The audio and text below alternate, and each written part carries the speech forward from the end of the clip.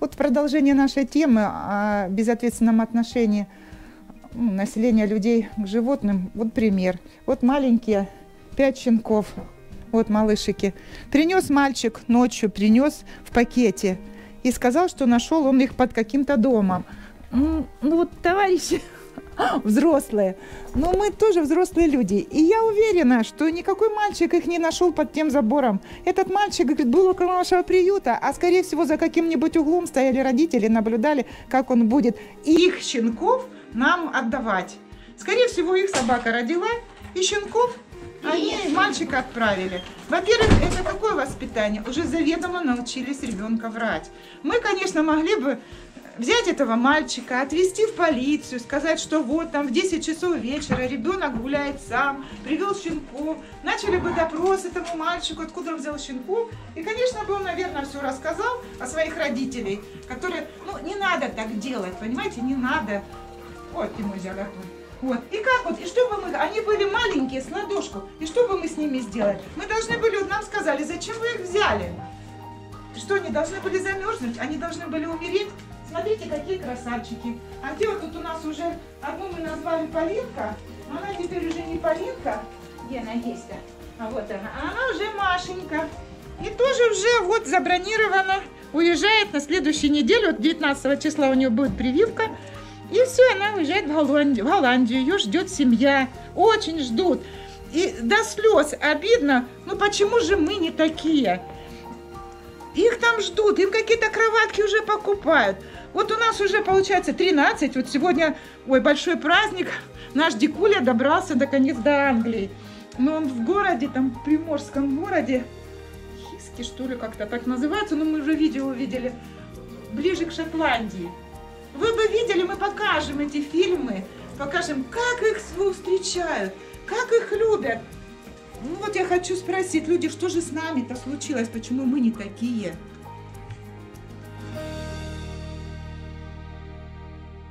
Вот теперь сейчас понедельник готовим. У нас Климочка уезжает в Голландию. И вот она, вот Снежа. Ее ждут тоже в Голландии. Прекрасная семья, 3 детей.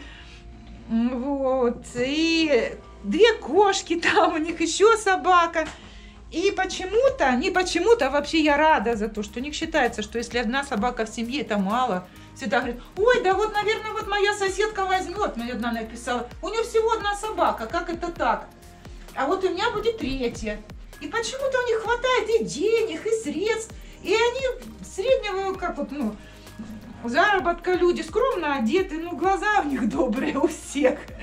Вот, и все они занимаются, тоже так же работают. А у Снежи это тоже судьба очень сложная была. Мы 2 года ее, вот я даже не помню, по-моему, детки прибежали, сказали, собака лежит на площади около 23-й школы, умирает. Мы побежали, а она лежала вообще, как солнечный удар, наверное, у нее был, или обезвоживание. Все выяснилось, я нашла этого хозяина, даже знаю его. Не буду фамилию называть, это уже время прошло. Ему нужна бутылка. А за бутылку ему ни собак, никого никто ему не нужен. Каким образом это ей повезло, она из вольера вылезла и доползла, получается, вот до площади. На помощь, помощь у людей попросила. Мы ее напоили, откормили, все, она пришла в себя. Прекрасная собака, она 100% лайка. Охотники многие приходили, хотели ее забрать. Ее забрать как? Наверное, для разведения щенков. Мы не отдали. Мы после сказали, только в надежные, хорошие руки.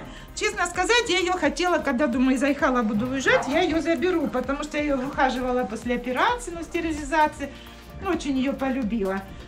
А теперь я еще не собираюсь уезжать. А собак у нас еще 45. Вот. А семья прекрасная. Я думаю, она на меня не обидится, ни на кого из нас не обидится, потому что она едет в счастливую жизнь. Климушка тоже едет. Клим, который спас человека от медведя и оказался ненужным, и оказался у нас в приюте. А вот он нужен другой семье. Нам уже прислали фотографии, мы вам вставим, да, потом вот там поле огромное, дюны, лес. Его уже ждут. Там 1 собака такса, 2 кошки и 3 лошади. И так интересно нас спрашивают, как у вас нет лошадей, почему у вас нет лошадей? У них обязательно должно еще в семье и лошади быть. Ну, они занимаются, опять они их не едят, ничего, это они занимаются спортом, потом как-то селекционируют их, вот разводят разные породы. Ну, как-то престижно иметь в семье несколько собак, лошадь и кошки. Ну, хотелось бы, чтобы мы все брали такой же пример. Вот. А теперь еще получается, ну смотрите, только мы увозим, да, 5 собак мы увезли, в этот же день 5 щенков нам подкинули. Вот, только сейчас мы 2 увозим, вот уже сам сегодня, вот хочу показать, вот собака сама пришла к нам в приют. Еще о том, и вот мой золотой амурчик. Вот, мы пока его не выпускаем, чтобы он познакомился. Ну вот, сам пришел к калитке. Все, мы открыли калитку, и он зашел, накормили, напоили. Вот он приходит в себя, обессиленный. Его же кто-то выбросил, потому что собака-то уже взрослая, это не щенка подкинули. Ну, я и помню, он ходил по поселку один. Видно, набродился бедолага. Вот какое там собачье цыганское радио подсказало, что иди сюда, иди в приют, и тебе накормят, и накормят, и дадут жилье. Или тогда, товарищи, подключайтесь, приходите больше, помогайте нам, давайте ремонт дальше делать, обустраивать, создавать условия, пристраивать их. И, конечно же, кастрировать, стерилизовать численность надо регулировать. Ну, вот пока такой краткий очерк на сегодняшний, Спасибо. Субботний день, да, субботний день жизни приюта. Спасибо.